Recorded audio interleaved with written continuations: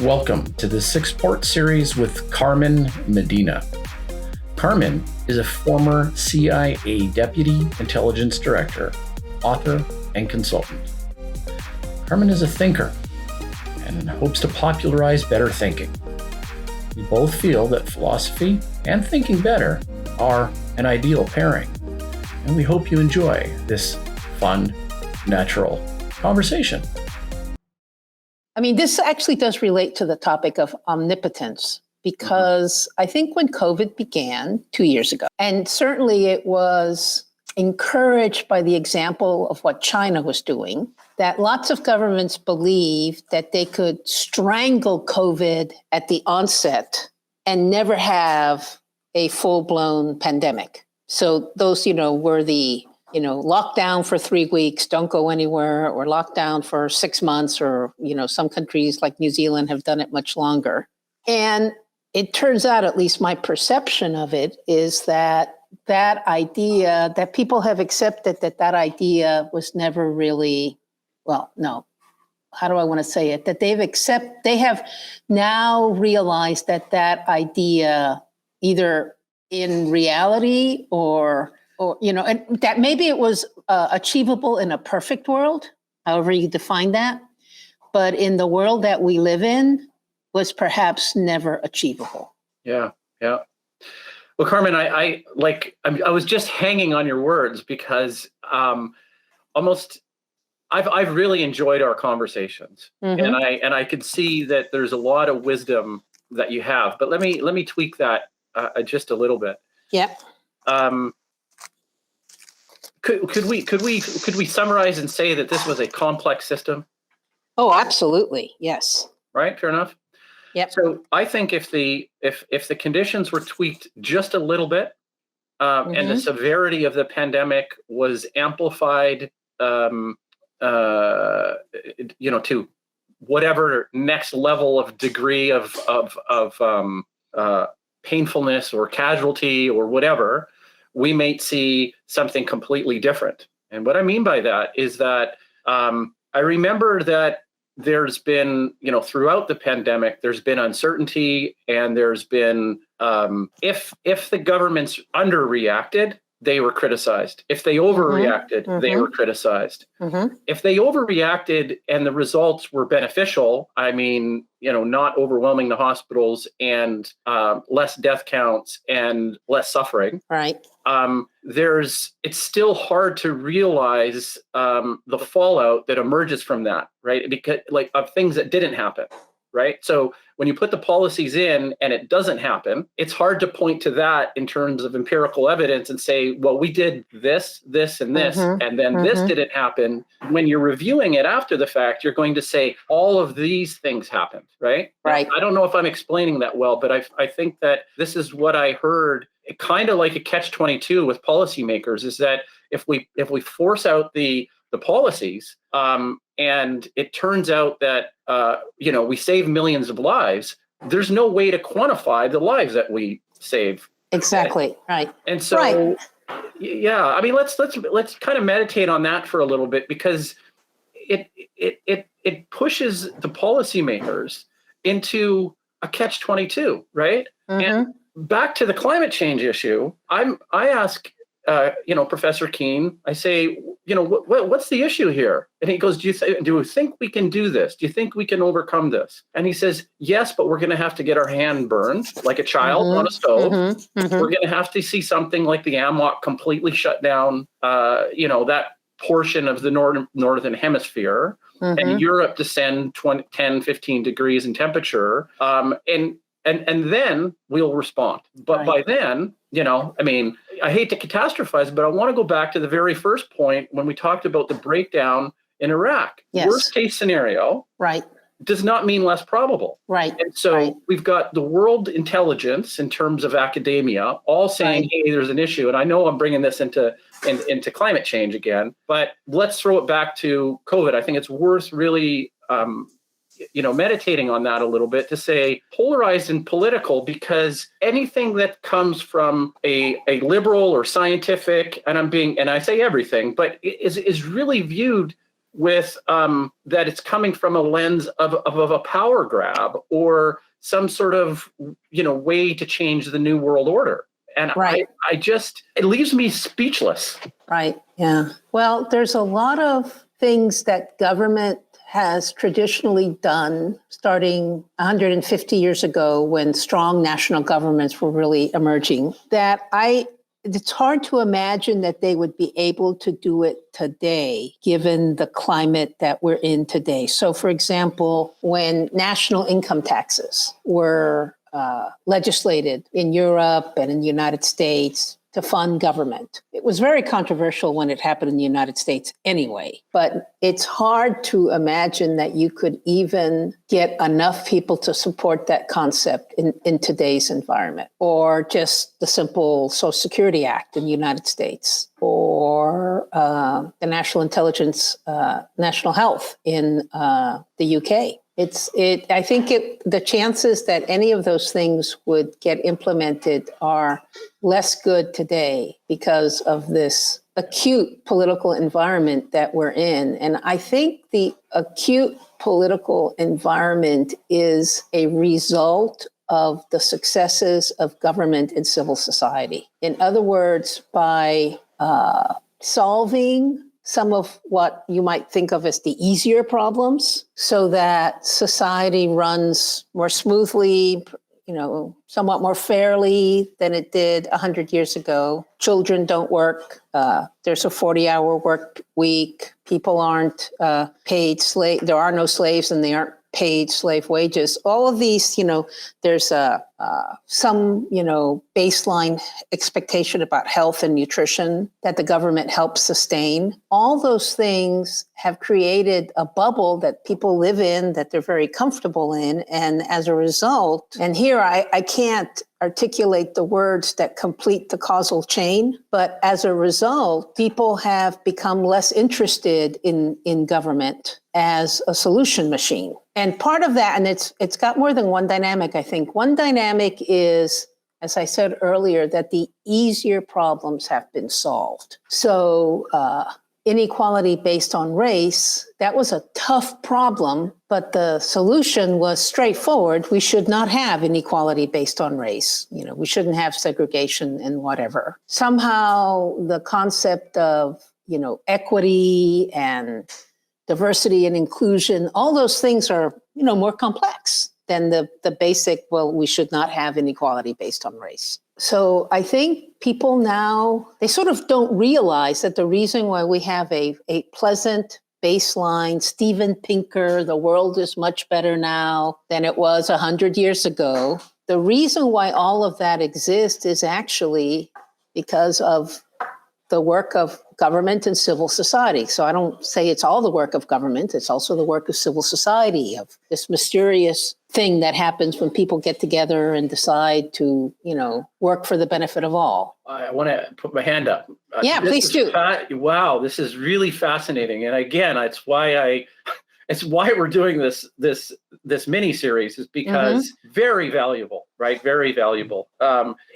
In parallel to that comment, how much of the prosperity is actually a direct result of the prosperity of of rich nations, right? Yes. Right. So we're doing well.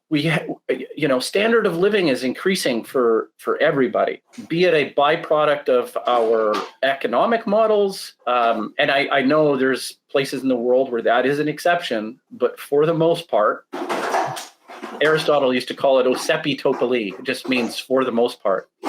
And we are on an unprecedented reality of prosperity. And, I think, is it easy to say that we're doing well and the problems are being solved, when you have this level of prosperity? But if you don't have the level of prosperity, again, pointing fingers at governments to fix it, I just don't see that the mathematics make sense. I just don't see how that's possible.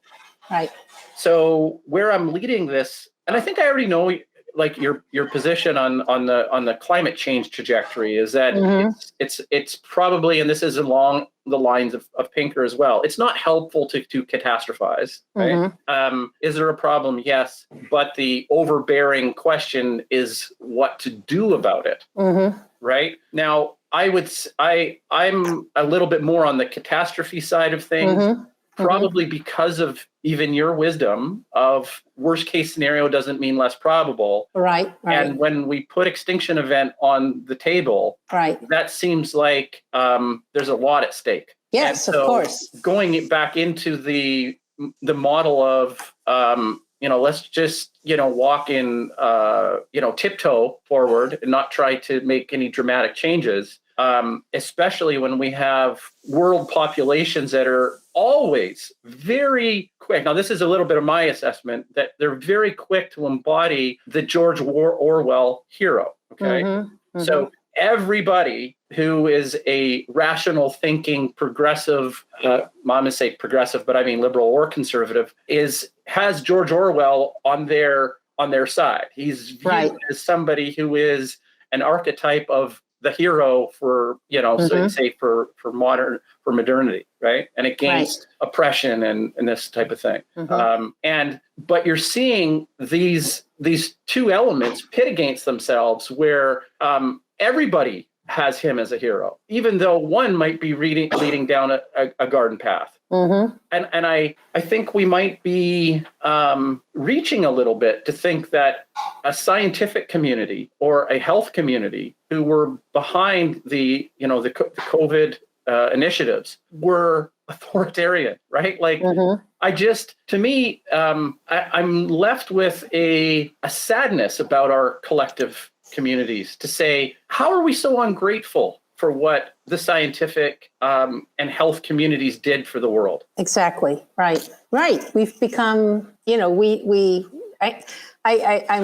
in my own mind, I'm reaching because I feel like there are Greek myths that have this lesson in them. You mentioned Aristotle, or other parables, this phenomenon of human nature to think that you're doing so well that you don't need anybody's advice and you don't need anybody's help and you don't need anybody's expertise. I think that's a common understood foible of the human psyche. And now we don't want any scientists, even though the scientists are the ones who've made this prosperity possible. Now we feel we don't need them. Yeah. Well, I wouldn't say that the scientists are entirely I started a media company in 2016 to focus on academics and thought leadership. And I tie the two concepts together because thought leadership can emerge without an academic degree, as far as I'm concerned.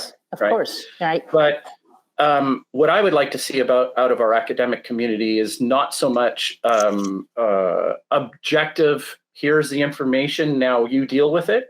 I'd like to see the academic community say, I'm involved. This is my community. Here's what I think we need to do. And these are initiatives because I'm seeing our cherished liberal democracies and our liberal traditions being moving forward with a complete lack of leadership. Okay. Now that's quite a claim. Yeah. But in the communities that I'm involved with, or the people that are the most vocal about climate change, and then on COVID as well, there's a move towards, well, we want to write academic papers, or we want to gather an audience so that we can affect change, in the minds of people, but more importantly, so that we can affect policy.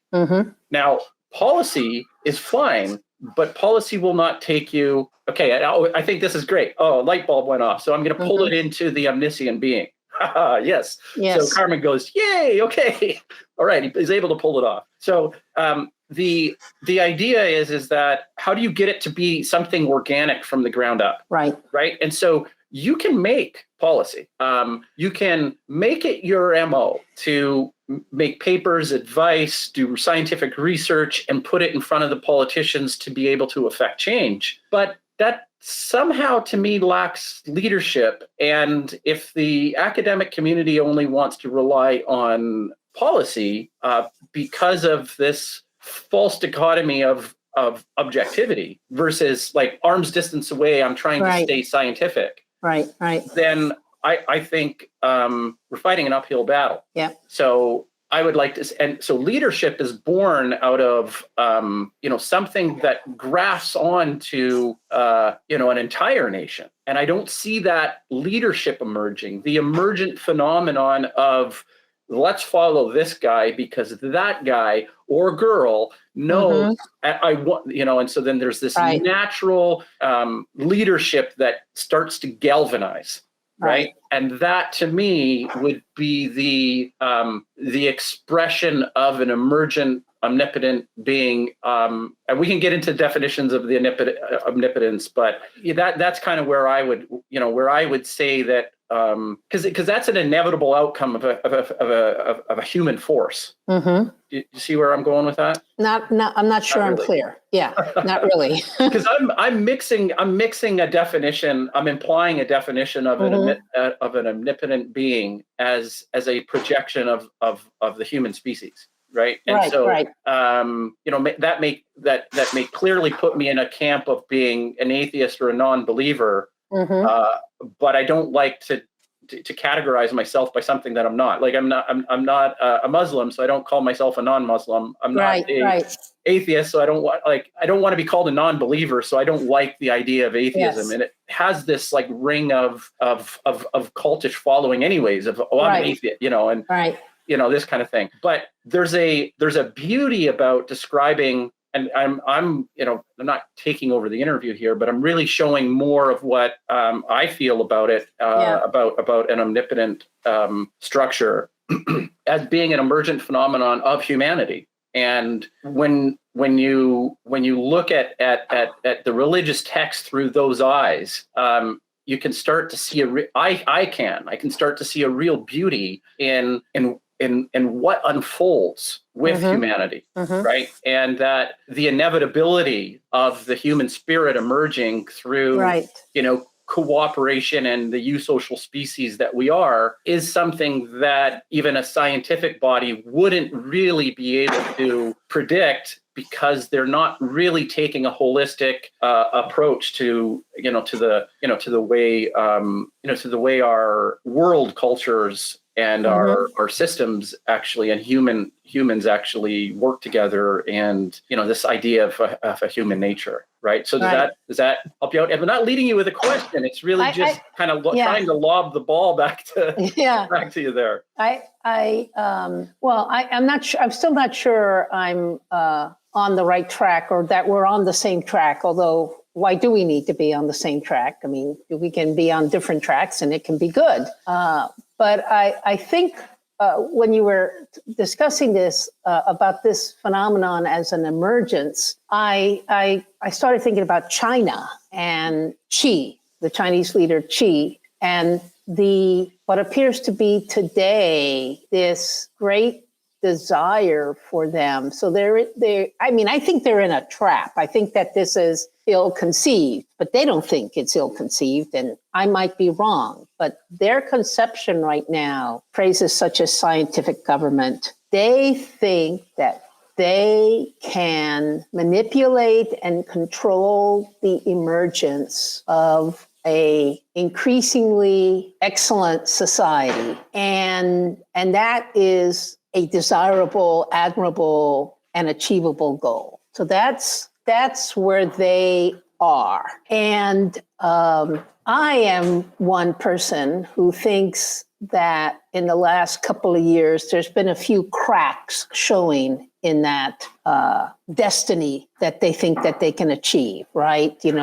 I'm sure that they never thought 5-10 years ago that they were going to have to crack down on Jack Ma, that was something that they were going to have to do. And I'm pretty sure they didn't anticipate that they were going to have to take an international tennis star off the tennis circuit because of her apparently once honest statements about the behavior of senior officials toward her. So, but I don't think that's deterring them. I think that that they believe that they can continue to make steady progress toward this goal of a exquisitely engineered and constantly improving society headed toward omniscience. I mean, that's what they, although I don't know how often they think this through, but it's certainly an assumption that they have that's implicit in what they're doing is that they as a government can achieve near omniscience, that they can get there,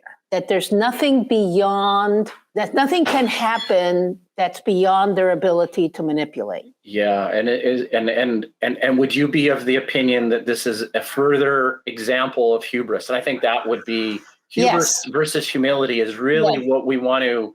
Yes, and hubris is in fact all those stories in Greek mythology. So many of them have as their bottom line theme human hubris. Yeah. In the case of Greek mythology, human hubris vis-a-vis the Greek gods, right?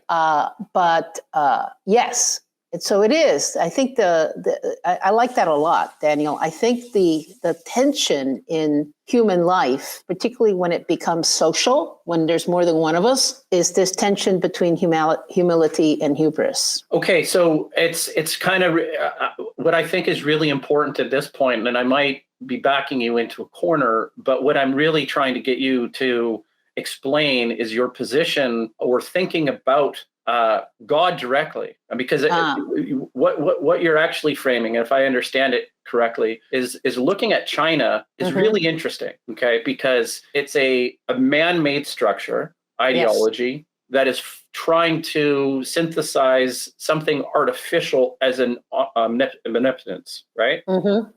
So I get that, and we can compartmentalize that and push that over. Where I'd like to go next is Russia, so to prime you on that. But I'd like to have a little bit of what Carmen thinks about the metaphysical God, right? And be as personal as you like, right? But yeah, because I think that informs what you're explaining a little bit. Yeah. As well. So I'm reminded of Wittgenstein, and I read the Ray Monk biography about Ludwig Wittgenstein, and I've read a couple of other smaller sort of biographical essays, and I've tried reading his works and just found them too difficult to digest, basically. But what I got out of reading what I know about Wittgenstein that I have found very useful always is this idea that just because we have a word for something doesn't mean that that thing actually exists. So we have a concept called infinity, which of course I think all of us find very difficult to isolate in our thinking, to think hard about infinity. And somewhere, either someone writing about Wittgenstein or Wittgenstein himself said that, cited infinity as an example of a concept that we have and a word that we have for it, kind of the trickery of language that phrase may or may not exist, or that reality may not exist. Is there really infinity? So how I think about the metaphysics of God. You started off great. I'm like, I didn't know. Carmen was a philosopher in her own right. That's good. You started out really, really good about the words and the concepts. Yeah, and the words and the concepts, right? Yeah. I'm also struck about. I have the instinct that some of that, as we have changed as humans, perhaps progressed, but definitely we've gone from one state to another state, that we've told ourselves stories that help in the adaptation and in the transition from one state to another. An example of this is the Babylonian epic, the Gilgamesh, I think I have that right, where it's has been interpreted as a kind of a tale that arose out of the tension that occurred in society as we made the transition from hunter-gatherer to stationary agriculturalists, and that was an extremely difficult transition for us. It created a lot of conflict, and as a result, people kind of captured the conflict, the tension in Gilgamesh and apparently several other epics. So then I think about, okay, if that's true, and you could extend this again to like the Greek gods, how and why did the Greeks come up with this constellation of gods? What was going on in Greek society that kind of made it inevitable that those stories would emerge. And then so now I'm thinking about the idea of, the Jewish, I think the right word is axial, the axial age. Do I have that right? Yeah. So what was going on there that, inevitable, useful for these stories to emerge?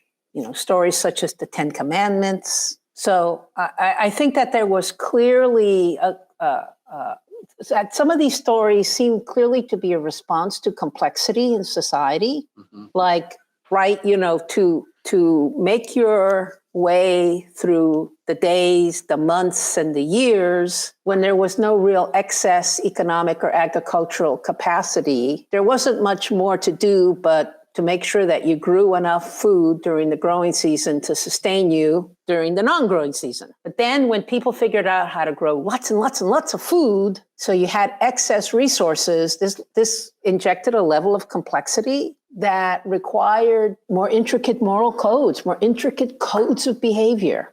So sometimes I think about this sort of monotheism that emerged in 2000, 1000 BC as kind of a social construct, a necessary social construct. But just because it was a necessary social construct doesn't mean that there wasn't didn't also reflect some reality. Very good point. Yeah, that was barbarous for me, and then you added that.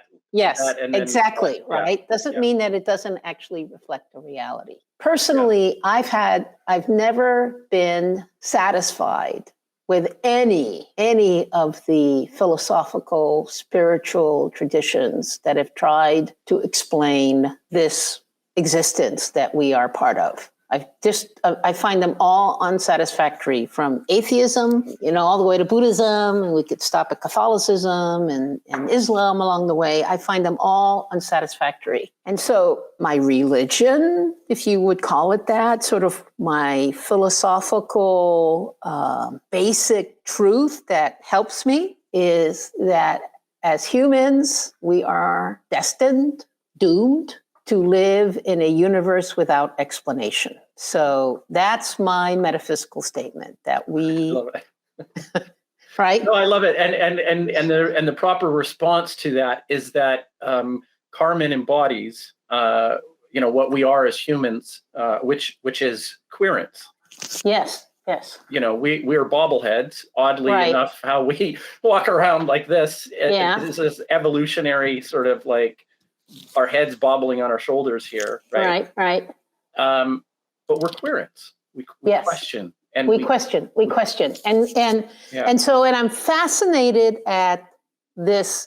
So I've always been fascinated by the fact that human babies emerge from the womb completely prepared as learning machines. They don't need, you buy a computer and you have to spend the first 5 hours getting the latest software upgrade into it before it'll start working. The human baby, to the best of our knowledge, pops out ready to go. I mean, the human baby is truly plug and play, right? And learns in a very maybe tedious, iterative process, but consistently learns unless there's a flaw in the software. So I'm fascinated by that. And I've yet to hear somebody explain that to me from a purely scientific biological term. Maybe someone has that explanation, but I've yet to hear that. It's something learning, prepared learning or something. Yeah, right. It just means that people have described it. Again, it may not be a satisfactory answer, but let me give you something that might be inspirational. Okay. There's $1 million at stake for this, and it's called the NP problem. I'm sure have you heard of that? I probably have. Just remind me of what it is. So there's the P problem, which is like just a function of probability, or the P of X, which is an easy enough algorithm for a computer to run to find out the a simple answer to a probable outcome, right? But where complexity and where humans are what they're really good at is the NP problem, and this has to do with complex systems. How is it that we're able to outperform computers in terms of all of that information? And that's the NP problem. And so I think one of the examples that they used in the NP problem is that what's the most efficient pathway from A to B in terms of cities in the United States, for example, right? And then you say, well, what's the most efficient pathway to 3 or 4 or 5 to 100 of them? And a computer can't, smoke starts coming out of the thing. Right. You can't figure it out. And yet it's something that we as humans have an ability to be able to do. And I think that's because maybe this is a little bit of a framing that would be Heideggerian. It's like this, we think in the future and then simultaneously in the past, and that informs the future. But then to use another allusion would be that Heidegger or stepping in the same river twice sort of thing. Right. Exactly. Yeah. It has a way. We have a way of kind of just being a part of that movement and understanding that complex systems are not bound to an instant. They're constantly changing and moving forward. So a commitment then informs all of the algorithms, which then update instantly, and then you keep kind of moving forward. And so I think the NP problem is something that I think may be missing out of the description that that miracle, I guess, if you really want to return to kind of the theme here of that infant in that preparedness of learning, or that function that an infant has. And I think the one other aspect that it misses is that there's the wisdom of years, right? So if we're a society that doesn't rely too much on hubris and more on humility, we may realize that the younger generations really are really, really brilliant, really smart. But hubris in a confrontation with older generation, what does that do to the younger generation? It makes them hubris as well. Exactly. Where you have entitlement and you have, wall met with wall. Right. A teaching a humility type of environment is different, right? And so now what emerges from the traditions from ancient Greek to the one that comes to mind is the Judaic tradition of the Jews would be the teaching aspect of that tradition, right? And so, are we teaching our younger generation? Are we listening to our younger generation? Maybe you can talk a little bit about that, about some of the brilliance that you've noticed in your career from younger generations, maybe some natural abilities where the older generations or the positions, the ones with the higher levels of authority, really don't have as much of the capacity or control of outcomes and knowledge that they may pretend to think they do. Right. Before I go there, I just want to say one more, like the three, my trinity of mysteries, right? So the first one is we're destined to live in a universe without explanation. Prove me wrong. Actually, I would love to be proven wrong on that. 2, and actually the next 2 are almost like proof points that to me point towards some kind of intent in our life. So when you say that we live in a world without explanation, that's also saying that we live an existence without intent, that there is no arrow pointing toward the right, that we are not progressing or we're not evolving. There's no destination. And so the baby human learning machine problem is confusing to me. And then the second one, and I've never found a good explanation for this, is how did humans decide they weren't animals? How did that happen? They were something other than an animal.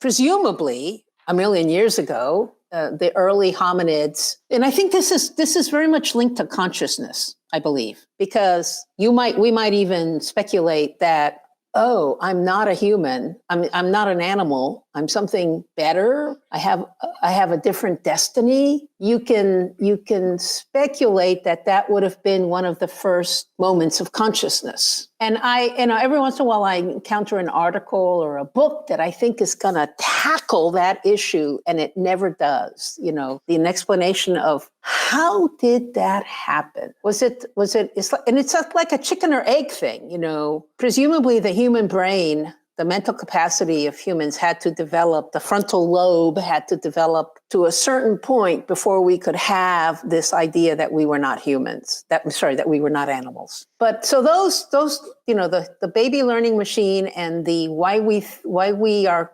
convinced that we're not animals, I find to be profound mysteries that I think are difficult to explain. And so for me, they, just to complete the metaphysical discussion, always leave open the possibility of an explanation that we're just not capable of understanding at this point. And I think if I'm right, I think it's in the Jewish tradition, in fact, that one of the reasons why the rabbis and the tradition of constant learning is they do it for a purpose, which is to get closer and closer and closer to understanding this divine other thing that exists, right? So I'll stop there, and now I'll answer your other question or talk to you, make your other point. So I am fascinated by the attitudes of baby boomers and Gen Xers and now millennials. I actually was in a setting a few weeks ago where I was teaching or delivering some content to millennials who were in their early 40s and were now managers. And you know how you walk into a classroom and there's flip charts and things around and, what they're going to talk about in class, what their class goals are. And they had one flip chart was all about how do we handle Generation Z? And I said to them at the start, I'm just highly amused by the how do we handle Generation Z, because 20 years ago when I was in your position, the chart was how do we handle you guys, the millennials, right, that are becoming managers. So I think that, I don't know for sure. I haven't read anything useful on this topic, but I wonder whether or not you had the same sort of angst from one generation to the next, the same sense of they believe something completely different. How dare they? These guys are out of touch. Why are they so stuck in the past? I mean, did that exist in the 18th and 19th centuries? And my theory is that this is a byproduct of technology. And for all my adult life, I've been very curious about the impact that living in a world of images, recorded audio, is having on humans. So before the middle of the 19th century, there was no pictures. So there was no way any human could go back and look at how, get a really clear picture of how people had lived 100 years earlier. I mean, it was just not possible. And then by 1950, we had this archive of material where we could physically see how people lived in 1900 or maybe 1920 is probably a better benchmark. And so my question has been for a long time is, okay, this is somehow changed, it's kind of a Marshall McLuhan type question, but I don't think he ever, to my knowledge, put it this way or asked this question. How does this fact that we can see our past and relive it emotionally, how has this changed the way humans relate to each other, particularly in terms of generations? And my hypothesis is that it's had a huge impact, and other technologies have had too, but it's had a huge impact. Baby boomers. I mean, so for me, I was always frustrated, particularly during my work life, at the ability of baby boomers to take any content that wasn't, or any technology that wasn't developed when they were young adults, and anything that occurred after they were young adults is like somehow irrelevant, inauthentic, not helpful, counterproductive, et cetera. I once got into a debate with someone about my age, very conservative, and he said, I dare you to find a new modern idea that's any better than the ideas of 2,000 years ago. And he was actually also very religious, very conservative. I think he's like a Christian Orthodox type persuasion. Mm-hmm. And I thought, wow. I mean, I didn't really bother to answer his dare because I was more fascinated by, wow, he really believes that. How can he have come to this conclusion that the only humans that were ever going to add value to our common existence were the humans born in his, of his cohort? Where the heck does that come from? I mean, I can't even begin to understand where that comes from, but except from this very, I mean, that's like pure conservatism. What he was expressing was that it is impossible for a modern idea to be better than an ancient idea. I'm like, what about insulin or rice or the Cavendish banana? Exactly. I mean, those are three that just pop into my head. Yeah, I know. And so I was like, I just couldn't even talk to him. So I think the reason why the images and this recorded past that we have, I think, is relevant is I think that because we can always go back and look at a movie from 1950 or 1960, we can relive that those emotions of comfort that we felt in our 20s and 30s and remain nostalgic for them. It kind of rekindles that, oh gosh, I wish I could live like that again. Yeah.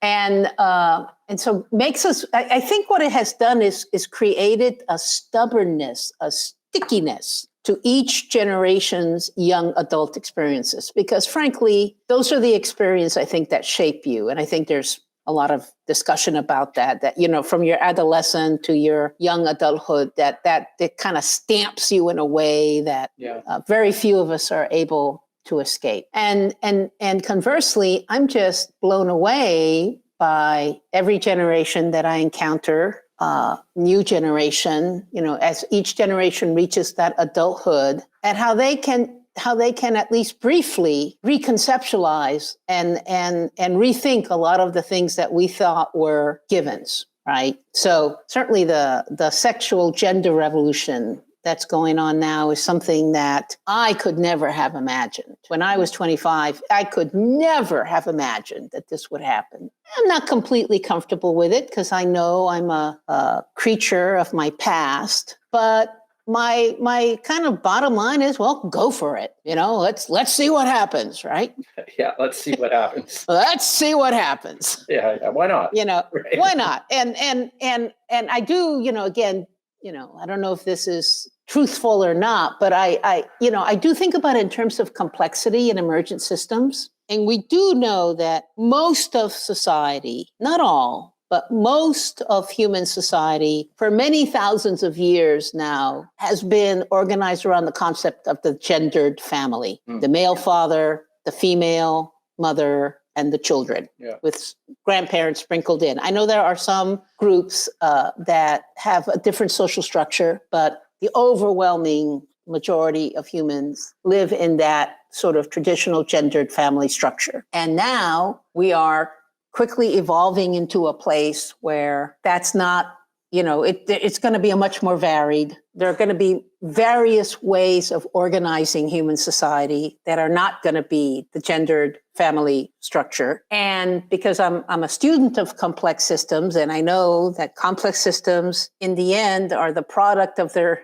individual agents and their interactions, I would love to live long enough to see 150 years from now how many of the concepts that we think are self-evident, that are, like water to a fish that we never even think about, will change as a result of this dramatic social experiment that we're having. But my bottom line on all of this is it has always thus it has always been, and thus it will always be. This dynamic of each generation, because of their own lived experiences, reaching different conclusions about whatever issues they're reaching. And I think what's different today is, again, this recorded past that every generation can delve into somehow makes their past more powerful to them. And I don't know, they want to preserve it more, perhaps. Does that make any sense to you?